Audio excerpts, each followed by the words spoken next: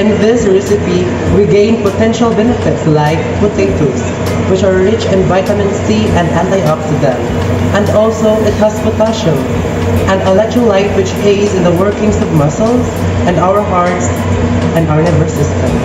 Red bell pepper for fillings. It is an also excellent source of vitamin C and vitamin A and fiber. Also, it protects against disease and some cancer. Cheese that can help us keep from getting cavities in our teeth. Other health benefits of cheese include bone and health.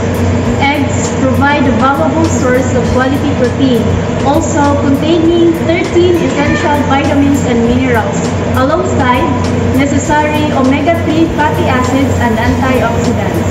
Milk is packed with nutrients, a good source of quality protein.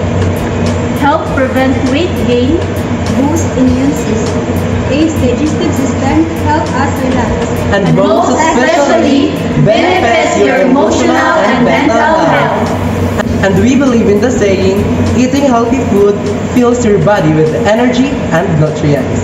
Imagine yourselves smiling back at you and saying, Thank you!